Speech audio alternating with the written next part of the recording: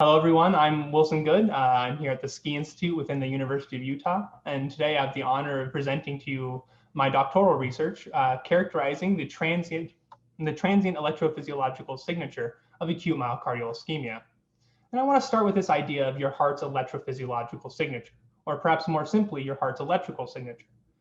In this time course we see in the bottom left is what we refer to as an electrocardiogram, or an ECG, which describes the electrical time course of a single heartbeat as we see it from the torso surface, or at least as we can measure it from the torso surface. And this ECG is composed of a number of components that are fairly repeatable across individuals, so much so that deviations from these at least normal parameter spaces can be used to diagnose electrical abnormalities in the heart. And the ECG was invented and perfected in the late 1800s and early 1900s.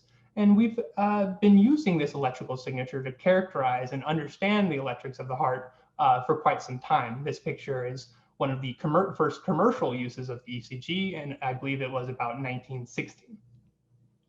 So let's get into these alterations to this electrical signature. So acute myocardial ischemia does indeed alter this electrical signature, but you may be more familiar with it from the chest pain in the early phases of a heart attack. So acute ischemia occurs when the perfusion the perfusion through the coronary vasculature does not meet the metabolic demands of the tissue being supplied by that vasculature. Within a few seconds, this perfusion deficit causes a metabolic imbalance that causes electrical perturbations in the afflicted tissue. Within a few seconds, that tissue becomes what we refer to as acutely ischemic. If this goes untreated for a series of hours, that tissue will subsequently die or become infarcted, as we refer to it, or as it's more commonly referred to as a heart attack. And during these acute phases, the heart gives off electrical signals that we can ultimately detect, ideally from the torso surface in a non-invasive manner.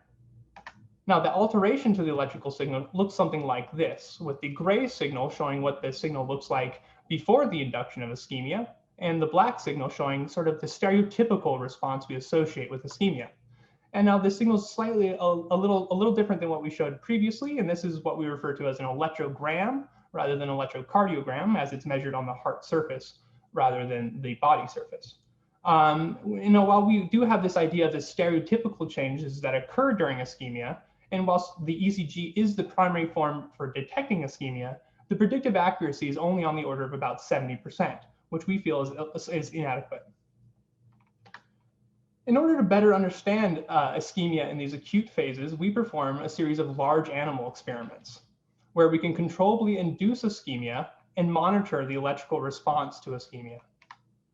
We induce ischemia by putting an occluder around the LAD, here indicated by this red ring, and we induce episodes of ischemia anywhere from about 8 to 15 minutes. And we watch the electrical response to that ischemic episode before letting off the ischemic stress. We increase the ischemic stress by either occluding the occluder or by increasing the heart rate, or a combination of them. We can then measure the electrical response to ischemia using a number of electrode arrays. The research I'll be presenting today uses primarily 2 electrode arrays, the first of which are these intramural needle arrays, and the second of which is this epicardial sock array. We use anywhere from about 12 to 30 of these intramural needle arrays per experiment. Each needle has 10 electrodes along the shaft, each 1.8 millimeters apart, and each needle within which we place in the perfusion bed that we're inducing ischemia is about 5 to 20 millimeters apart. The epicardial sock puts 247 electrodes across the surface of the heart. So what do signals look like during an episode of ischemia measured from one of these electrode arrays? Well, here we have the signal recorded on a single electrode with each beat measured throughout the ischemic episode overlaid on the same time signal. Beats captured early in the ischemic episode are colored magenta, and beats captured late in the ischemic episode are colored red. And what I want you to notice here is that, at least in this position within the perfusion bed, nearly every region of the signal is affected: the QRS, the ST segment, and the T wave. Now, in order to produce these sorts of visualizations and the analyses that we're going to be using for this study, we need to process these signals. And to do so, we use an open source software that we developed in-house called Pfeiffer, which allows us to isolate, baseline correct, and filter, as well as fiducializing their major features. Here we're identifying the QRS with this dark blue rectangle and the T wave with the light blue rectangle. And the goal of this doctoral research is to better understand how the electrical signature of the heart is augmented by these acute episodes of ischemia. Here we see an example of a few signals measured in the intramural space and a few signals measured in the epicardial space. The primary goal of understanding this transient signal is what regions respond to ischemia earliest. Furthermore, what regions have the best diagnostic performance, i.e. the predictive accuracy that we mentioned that was too low before. Furthermore, can we design a better metric? Given this data set, the large volume of data and the nuanced changes we are trying to see across all of these electrodes, we thought this data set was a natural candidate for machine learning. Some of our collaborators, Barak Arem and Dana Brooks and others, worked on an extension to a machine learning technique called Laplacian eigenmaps. And they showed that this machine learning technique is indeed sensitive to ischemic signals and broadly is responsive to cyclical biological signals, which gets us into the first project of our work. Can we develop a novel metric for detecting ischemic stress using Laplacian eigenmaps? The first objective of which is to implement the machine learning technique Laplacian eigenmaps. Then, can we develop a metric to detect ischemia using Laplacian eigenmaps? And finally, can we compare the performance of the Laplacian eigenmap-based metric against traditional metrics for detecting ischemia? Now, Laplacian eigenmap in particular takes signals recorded during our experiments. And specifically for this study, we take the signals recorded on a given in a given domain, say the epicardial domain, and for this signal, we do use the epicardial domain. And so we learn the LE space given all of the electrodes on the epicardial sock, here indicated on the left, and we learn the LE space, which is a space that's, that emphasizes certain trends in the underlying data set. One of the advantages of the Laplacian eigenmap technique is it maintains the temporal inference from the signal space into the LE space. And now let's watch what I mean by that. So we'll be progressing in time in the signal space from left to right, and let's see how that time course maps into the LE space. Let's watch that one more time. So broadly, a left-right traversal in time corresponds to a counterclockwise traversal in the LE space. So it appears we can create shapes given the signals we give it, but does the LE space emphasize these changes in a way that we can use to subsequently detect ischemia? So let's see what happens when we map an ischemic signal into that same augmented space. We see indeed this red ring, which we refer to as trajectories, does indeed seem to be different than that white ring created from the healthy signals. So can we leverage this augmented change in order to make a metric that we can use to detect ischemia better, more robustly, and with a greater diagnostic performance? Well, let's see what happens when we map all of the signals from ischemic episode into that same space. So starting with signals before the ischemic episode to learn the space. This is the LE space, again, counterclockwise traversal in time. We can then populate that space with the signals recorded throughout the ischemic episode here. And to understand the time course, so we understand where signals early in the ischemic episode are versus late in the episode, let's then use that color scheme from before. So now we can see the time course with magenta representing signals captured before the ischemic episode, and red representing signals captured at the peak of the ischemic episode. We can see the morphological changes both in the signal space and the LE space. So how do we now create a metric from this? We figured that we would follow a single time instance in the LE space and then track its displacement from the control period throughout the ischemic episode. However, we wanted to be able, how did we figure out which region on this trajectory to sample? Well, we identified what regions experienced the largest changes on this manifold, and then within that subset of the manifold, we identified which regions experienced that change the fastest. For this episode, we identified this time point. And if we track that magnitude over time, we get this time series, which we refer to as a run metric. It shows the magnitude of the metric over the ischemic episode.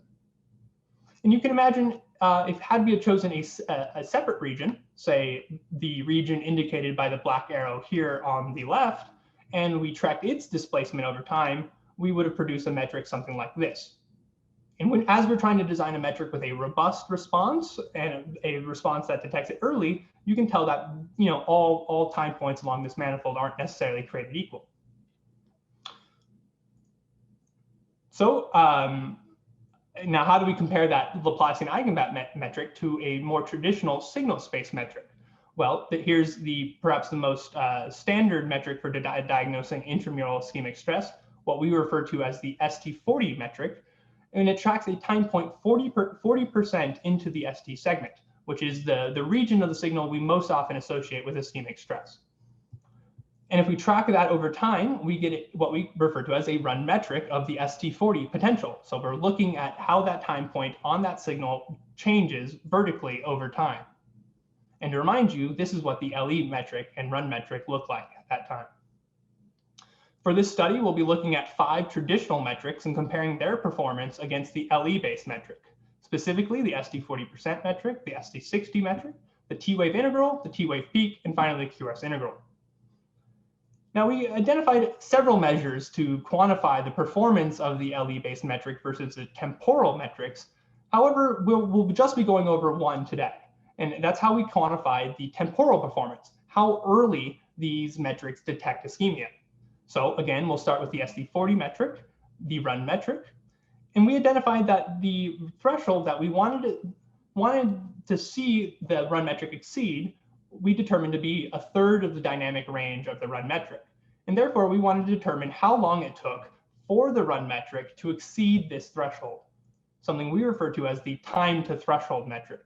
And for this study, we looked at 15 large animal models and specifically 99 episodes of ischemia for this study. Here's a representative run metric plot that shows the overlay of some of the metrics we looked at relative to one another.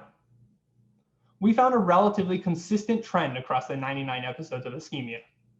LE detected ischemia earlier than the T-wave based metrics, followed by ST based metrics, and finally QRS based metrics. Another result that we'll go into briefly, we refer to it as the sister analysis, which we won't go into too much. But essentially, the purpose of this study was to essentially determine the time difference between when ischemia developed within the wall of the heart and when it became detectable on the epicardial surface. And what we found was a sizable contiguous volume of ischemia developed around, on average, 100 seconds into the ischemic episode. However, if you remember from previously, we weren't able to detect ischemia on the epicardial surface until 265 seconds using the traditional metrics. And if you compare the leftmost image versus the middle image, you can see that the ischemia has grown quite a bit. The ischemic tissue is that orange volume of tissues you see there. And you can see it's grown quite a bit in that interim time, which stresses furthermore that you need to develop metrics to detect ischemia earlier. And now I'll remind you, the LE-based metric detected it in 200 seconds, which is faster than the traditional metrics, but still slower than when it developed intramurally. Again, one of the advantages of the LE approach is that it maintains the temporal inference. So we wanted to see what time points did the LE metric most often choose in order to achieve this higher temporal performance that we saw. And whilst we expected the metric to choose regions within the ST segment and the T wave, since those are regions we typically associate with ischemic stress, we were surprised at how often it had chosen regions in the QRS. So this region here, and specifically the end of the QRS. And this region of the electrogram corresponds to the electrical activation of the cardiac ventricles. And the LE metric focusing on this region is certainly interesting. And just to remind you, when we looked at this metric, the QRS integral metric, it was the slowest responding metric. So the fact that the LE metric is picking up on this is certainly interesting. In summary, for this project, we developed a Laplacian eigenmap-based metric for detecting ischemia that routinely detected ischemia earlier than traditional metrics. Furthermore, while we didn't show these results, this LE metric had a greater diagnostic performance than those traditional metrics as well. It had a greater sensitivity and specificity, and subsequently a greater predictive accuracy than the subsequent metrics. And furthermore, this focus on QRS-based changes was fascinating and made us begin to inquire about how ischemia alters propagation of electricity through the heart. And to give you an idea of why this is so important to us, I got into previously, if we don't detect ischemia and it subsequently gets worse and the tissue subsequently dies, and you have what we refer to as a myocardial infarction, there's another consequence that may occur in these acute phases of ischemia that we refer to as sudden cardiac death. And it is believed that ischemia causes electrical abnormalities that essentially cause this sudden cardiac death. And previous research in our lab showed that ischemia in these acute phases, rather than developing on the endocardial surface as was previously understood, develops in a much more distributed manner. And since the typical activation sequence starts endocardially, moves through the wall to crash against the epicardium, starts endocardially, moves through the wall and crashes against the epicardium, we began to wonder how this distributed manifestation of ischemia alters that propagation in a potentially fatal manner. Which gets us into the second project of our research. Can we accurately estimate changes to conduction velocity during ischemia? And so we're really interested in how propagation is altered, and this quantification of propagation is conduction velocity. So the speed and direction of that propagation wave is conduction velocity. However, as we dove into the research, we found that there is a lack of well-validated techniques for estimating conduction velocity from limited sampling that we can achieve in our experiments. So obviously our experiments, we're limited by the electrode arrays we can place in the heart, and we can't perfectly sample that electrical wave. So how well can we sample it and reconstruct it given the sampling we can achieve during our experiments? Furthermore, there's not very many techniques for calculating conduction velocity within a volume of tissue. So we also needed to extend a lot of approaches for that as well. So this gets us into part one of this research, which is to implement a number of approaches from literature and develop a novel approach for estimating CV and validate their performances of these techniques using simulations before we get into our experimental data. Now, cardiac propagation is reasonably understood thanks to the work by Durr and others. And this visualization you see here on the left is what we refer to as an activation map, which describes the propagation wave over time for a given heartbeat. And what we're seeing is a heart with the front half sort of cut off and folded open so that we can see the inside, the blood cavities of the heart. And essentially what we're seeing here is the propagating wave starts in these pink magenta regions, propagates through the yellow-green regions, and ends in this sort of blue region here. Now, in terms of actually quantifying propagation, this conduction velocity, this is understood in a much more simplistic level, where generally we associate, these are cardiac myocytes, or cells within the heart, and generally we associate, a fastest speed along the longitudinal direction of those cells, a slightly slower speed transverse to that, and an even slower speed into the sheet direction. However, these typically aren't thought of on the whole organ scale, let alone during pathology such as ischemia. However, before we get into quantifying conduction velocity, I wanted to explore this idea of the activation times first. So here we have a slab of cardiac tissue here at the bottom and a proposed wavefront. And we can measure the electrical activity in the heart given these electrodes here, and we can have a wavefront pass by at say 50 centimeters per second, and we can measure the extracellular signal measured at each of those electrodes. As the wavefront approaches each electrode, the signal has a positive deflection. As it moves away from the electrode, it has a negative deflection. The activation time, or the time at which it passed the electrode, we determine as the maximum downstroke of this signal, indicated here with the black lines. We can then take the activation times measured on each electrode and assign it to the tissue surrounding that electrode here, producing what we refer to as an activation map. And just a quick point of clarification, the activation maps we'll be showing here in this presentation generally go from blue to red in sort of a rainbow type scheme. The one I showed before, starting at magenta and going to blue, is another school of thought, but we will not be using that one going forward. So to give you, the objectives of this study, let's start with a slightly larger volume of tissue here, and which we can electrically stimulate here at the bottom left. And we broadly have an electrical wavefront moving from the left to the top right, with blue activated early, red activated late.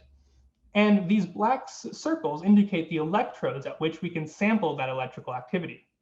So let's measure the activation times on those electrodes, indicated here. And knowing the spatial location of these electrodes and the time at which the wavefront passed the electrode, we're pretty close to being able to estimate the conduction velocity.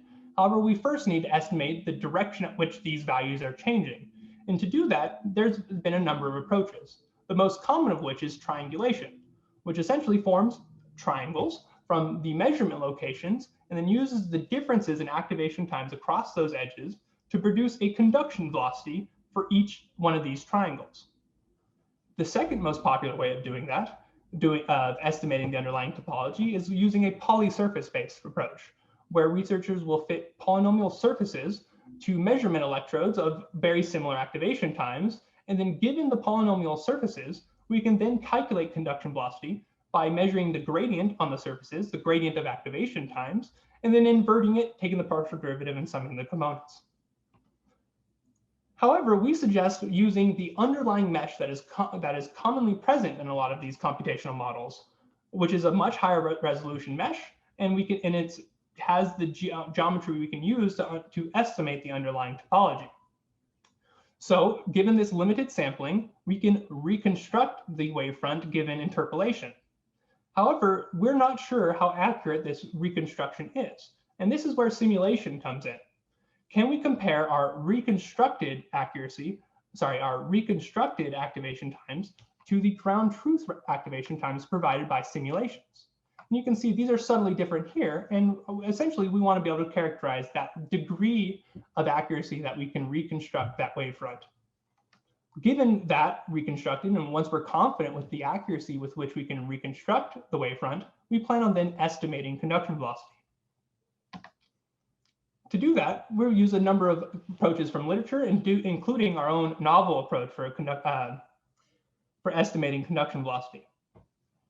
Here is the triangulation-based approach, which we've also extended to work in 3D. We can also use the polysurface-based approach, but instead of fitting polynomial surfaces to measurement points, we skip that step and instead just simply on each element in the mesh, calculate the gradient of activation times, invert it, take the partial derivative, and sum to give us what we refer to as the inverse gradient approach. However, when we were reconstructing the wavefront, we were worried that artifacts or errors would be introduced in the reconstruction that would contaminate our measurement of conduction velocity. And in order to develop a technique that was more robust to that, we went to the visualization literature to develop what we refer to as the streamline-based technique. So streamlines will parse your field following the gradient of activation times, which is similar to one of the other approaches, for example, which will give us streamlines that will follow the wavefront over space. We can then march along each one of these streamlines, a set distance, a set geodesic distance, and then we can take the activation time differences between those 2 points to essentially calculate conduction velocity, producing a conduction velocity field like this.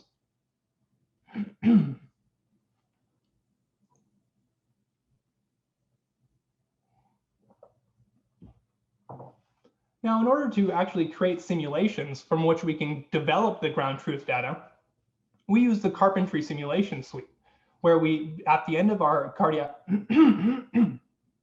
at the end of our large animal experiments, we excise and fix the heart before we do a high resolution MRI scan of that heart. We then segment the heart to identify the various tissues of interest. Then we mesh it to create a computational mesh so that we can represent that anatomy in our computational space and perform computations on it. And we then register our measurement electrodes so that we have the electrodes in the same position digitally as they were during our experiments. We can then perform simulations of the electrical activity through the heart using the carpentry simulation package.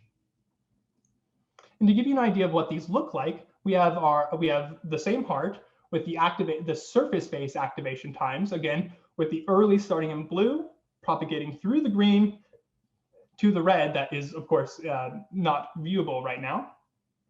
And we parameterized the parameters of the simulations themselves based on the parameters we were able to determine from our large animal experiments, specifically the total activation time. So we would paste from a similar location in our experiments, determine the total activation time, and then make sure our simulations model that as close as possible in order to be as anatomical as possible. So let's look at what one of these simulations look like in a volume. Going from blue early to red late. And we can see the volumetric, what we refer to as isochrones or surfaces, isosurfaces that show the time point at which the wave passed at certain times, and its epicardial manifestation on the left. And for this study, we looked at 5 subject-specific hearts and 11 stimulations per heart. And the first objective was to estimate how well we can accurately reconstruct the wavefront. So our simulations provide both the epicardial activation map and the volumetric activation map, both of the same stimulation, of course. And we wanted to ask how accurately can we reconstruct these ground truth activation maps given sampling only in the locations that we see on these bottom geometries. So we see that these spheres and these bottom geometries are colored. Those are the activation times on each electrode that we have inside the heart. Now, given only sampling in these locations, how well can we reconstruct the curves up top? And we thought to quantify this using a number of methods. And the way we'll report today is what percentage of nodes on the top surface, and we're talking about something on the order of 100,000 nodes, are within 1 millisecond of the ground truth. And these measurements are we only have about 250 nodes. So given 250 nodes spaced throughout the domain, how many of the nodes in the reconstructed domain are within 1 millisecond of the ground truth? Well, we found that we could reconstruct the wavefronts with a reasonable degree of fidelity, as you can see here from these measurements to the reconstructed geometries. In the epicardial case, we were able to reconstruct 98% of the nodes within 1 millisecond of the ground truth. In the volumetric case, we were able to, on average, reconstruct 70% of the nodes within 1 millisecond of the ground truth. It's very difficult to see differences in the epicardial domain between the ground truth and reconstructed, and there's some subtle differences that are perhaps more noticeable in the volumetric domain. So given our, now we're fairly confident in our ability to reconstruct the wavefront. Now let's see what these let's see what our estimated conduction velocities given the 3 techniques look like. So what we're looking at here is the same volume of tissue for that same stimulation site. And we're looking at 2 perspectives. The anterior perspective, as if we were looking directly at the heart, and a posterior perspective where we're essentially looking from the blood pools perspective. And now let's see the 3 estimated conduction velocity fields. The first, the streamline-based technique. The second, the inverse gradient-based technique. And finally, the triangulation-based technique. And let's just observe these conduction velocity fields for 1 second.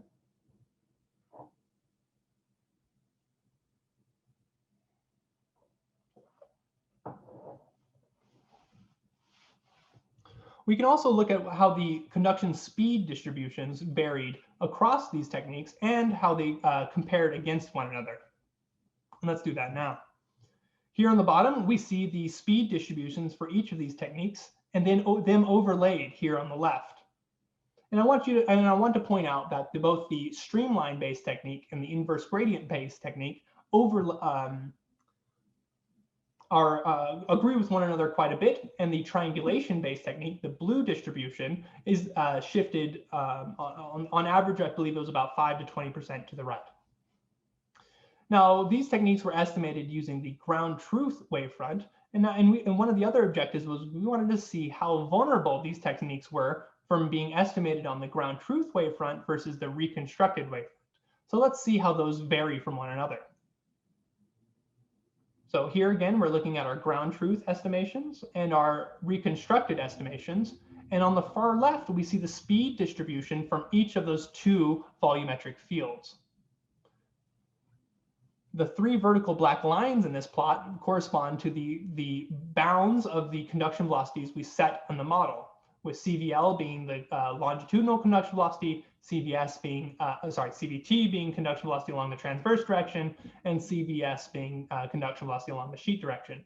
And we wanted to gauge how much of the distribution from each technique was within these bounds, and how the distribution was augmented when using the reconstructed field. And we found that all techniques overestimated CV when using the reconstructed technique.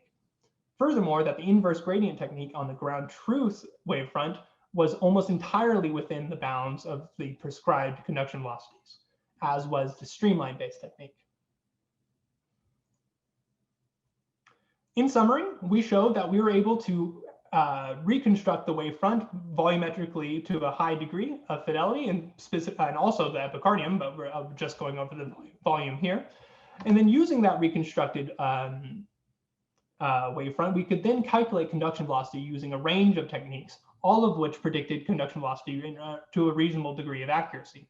Furthermore, we found that all these techniques were reasonably robust to the underlying artifacts introduced by each technique.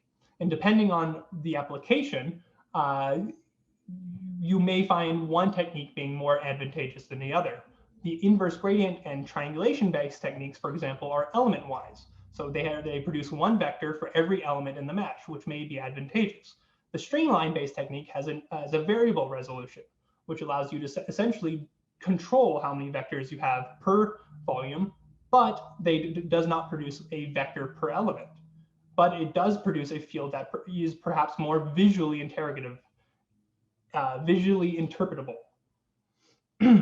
Now that we've created these techniques and validated our approach and our accuracy in calculating conduction velocity, now we can get to the goal ultimately that we wanted to get to before. Can we accurately calculate conduction velocity changes during ischemia? In this study, before we can measure it during ischemia, we want to measure conduction velocity volumetrically, let alone how that conduction velocity volumetrically changes due to ischemia. And there's a number of points we want to address. And to what magnitude does ischemia change conduction speed? Does the wavefront change direction in response to ischemia? As that wavefront hits these ischemic regions, does it shift? Does it shift before or after? Furthermore, what is the spatial relationship between where we see ischemic stress develop and where we see conduction velocity change? Like I mentioned previously, we don't have electrodes throughout the heart. We've mainly placed and focused our electrode density in what we presume to be the perfusion bed of the artery in which we're inducing ischemia. And in order to restrict our analysis to this region, we construct what we refer to as the needle envelope. So here we've taken the convex hole of our intramural needles and we've carved out the blood pools. So we're left with only the myocardial mesh portion of the heart. And because we passed all of these computational models to the carpentry modeling suite, we have what we refer to as, what is referred to as the universal ventricular coordinates for each one of these hearts. And this we'll only be using the transmural coordinate, or the row coordinate, which tells us essentially how far through the wall we are, with blue being right next to the blood pool and red being on the epicardium. Now, from each one of the signals we measure during our experiments, we have to determine the activation times. And similar to as we mentioned before, we do this using the min-DVT approach, and we can do that for each electrode along the needle. We can then represent those activation times as color and represent those within our needle envelope, our schematic needle envelope here. And just to remind you that this needle envelope is indeed a volume of tissue, not just the surface. So we have needles both in the foreground and in the background. And then given activation times on each one of these electrodes, we can then reconstruct the activation sequence. And specifically, we do this with a radial basis function and a thin plate spline radial basis function. Now let's see what this looks like with a real heart instead of schematically. So we have our image-based model of the heart with our intramural needle electrodes within the heart, and we can map the activation times to those electrodes, and using the radial basis interpolation, we can reconstruct the wavefront here. Now let's watch that wavefront.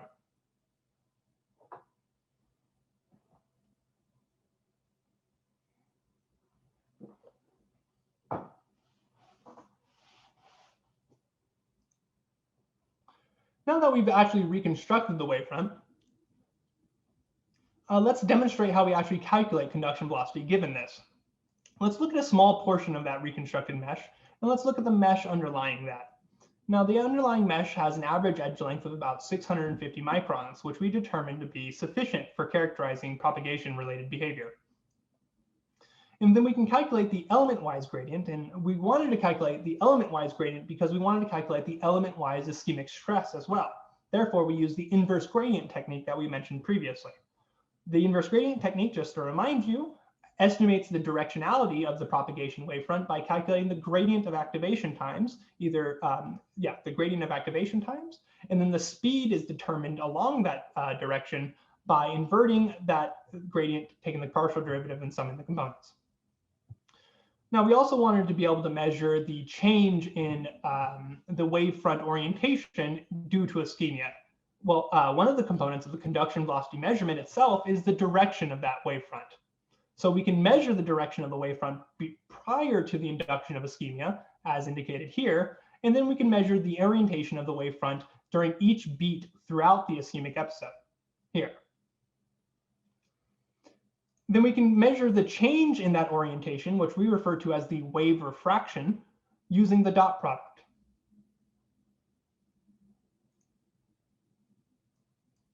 Now let's look at one of those needle envelopes prior to the induction of ischemia.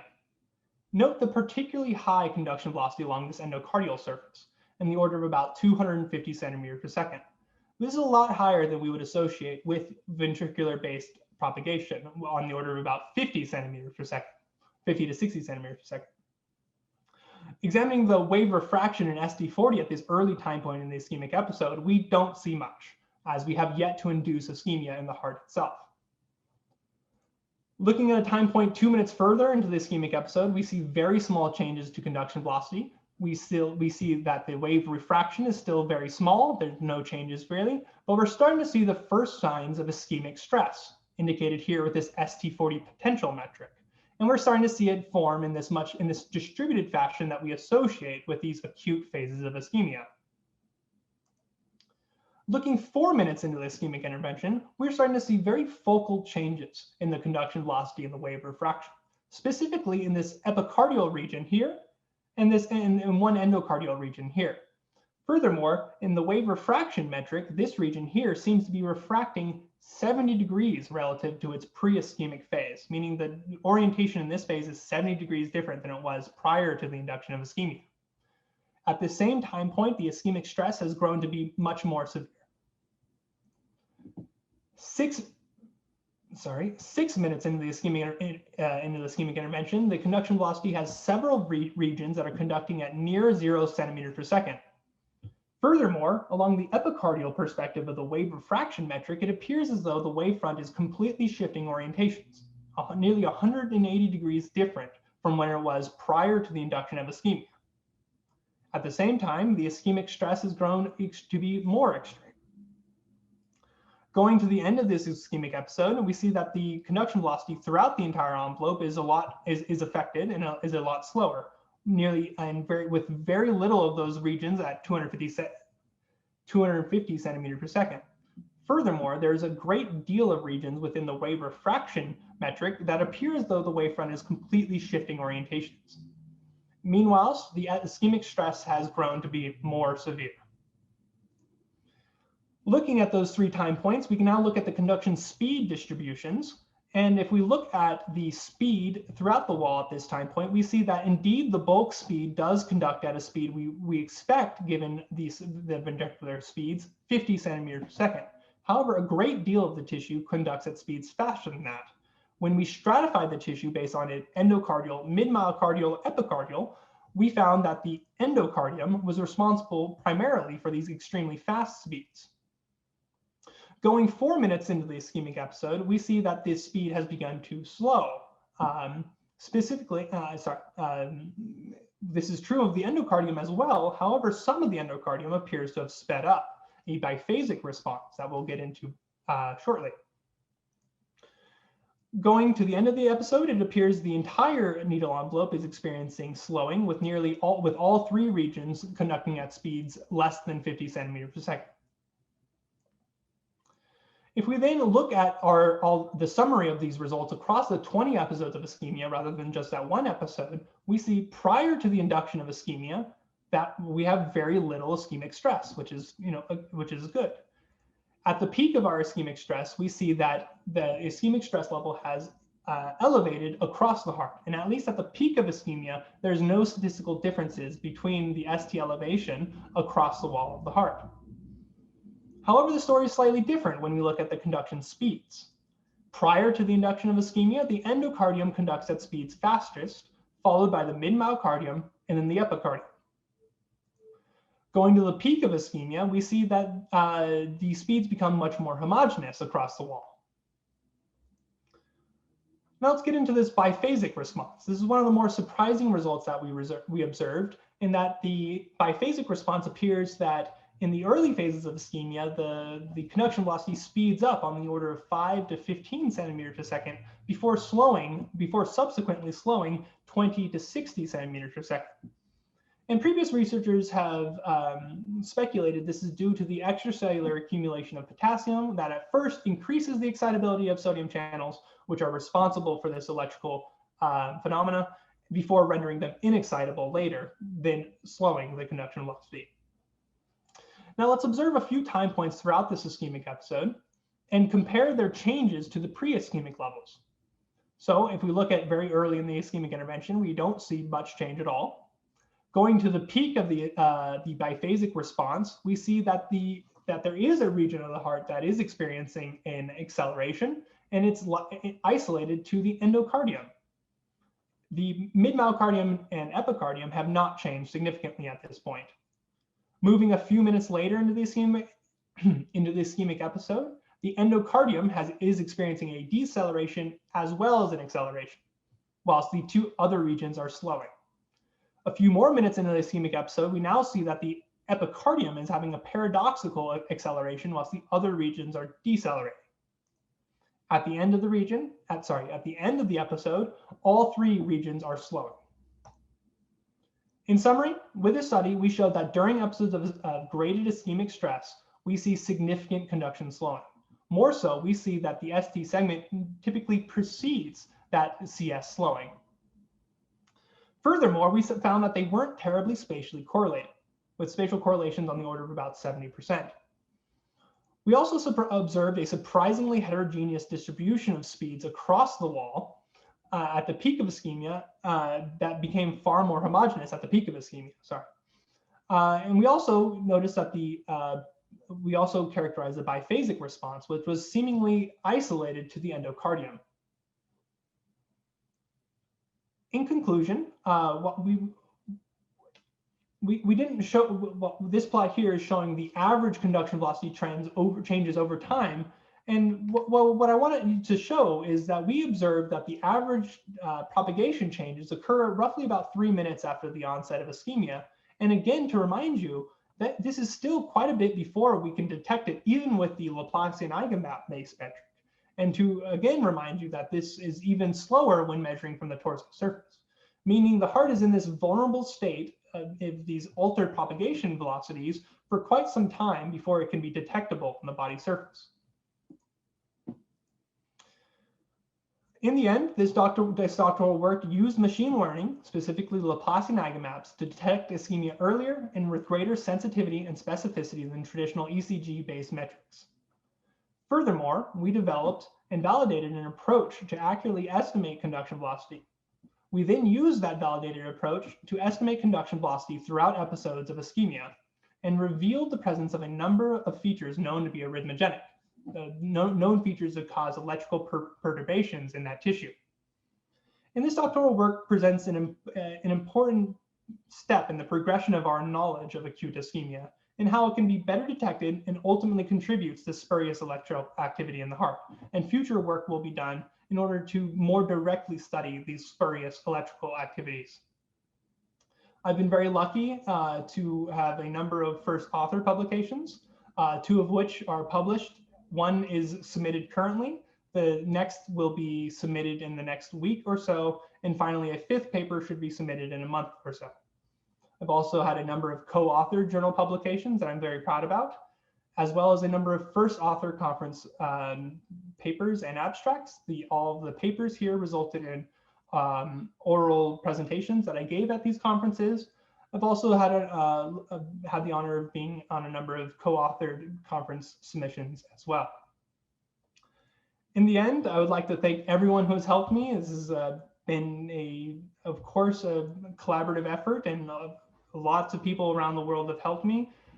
There have been mentors throughout my life who have been amazingly beneficial to my life. My wife, of course, my parents, all of my professors throughout the years, of course, my advisor currently.